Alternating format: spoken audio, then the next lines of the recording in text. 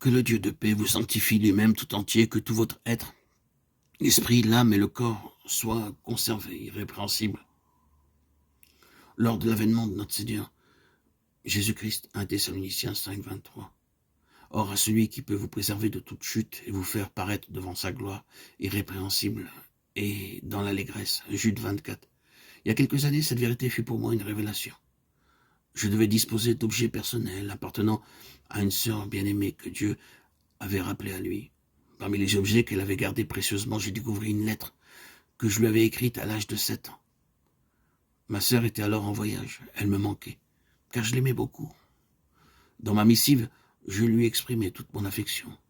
Cette lettre était ce que j'avais pu faire de mieux, mais elle était loin d'être sans défaut. L'écriture laissait à désirer, la grammaire était incorrecte, l'orthographe très imparfaite. Mais ma sœur en fut enchantée car cette lettre venait d'un cœur sincère et affectueux. Maintenant, je ne pourrais envoyer une lettre semblable sans m'attirer des critiques très justifiées. La sainteté, c'est un cœur rempli d'amour pour Dieu. C'est Christ couronné, roi de notre vie. Cette sainteté est attrayante. C'est la sainteté de Dieu trouvant son expression dans la personne et la vie du chrétien.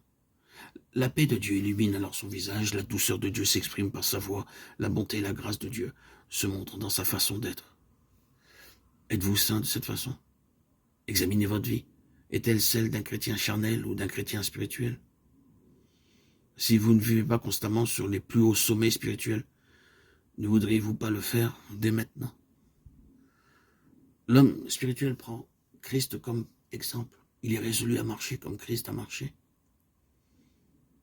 Christ a vécu une vie de séparation. Il était dans le monde sans être du monde. Il vivait au contact du monde. Mais il ne s'y conformait pas et n'était pas influencé par lui. L'homme spirituel aspire à une sainteté semblable à celle de Jésus. Il doit avoir avec le monde des relations semblables à celles que Christ a eues. Et le monde le traitera comme il a traité Jésus. Ils ne sont pas du monde comme moi. Je ne suis pas du monde. Jean 17, 16. Si vous étiez du monde, le monde aimerait ce qui est à lui. Mais parce que vous n'êtes pas du monde et que je vous ai choisi du milieu du monde, à cause de cela, le monde vous hait.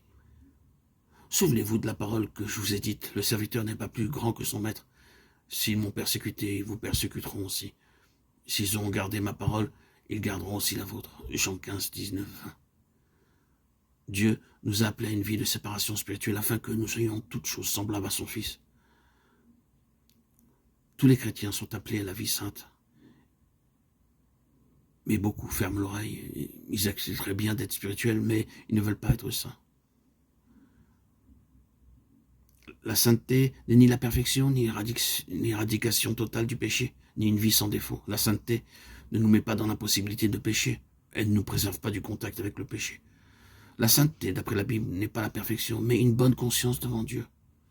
Nous devons être conservés irrépréhensibles lors de son avènement. Et il nous fera paraître irrépréhensibles devant Dieu.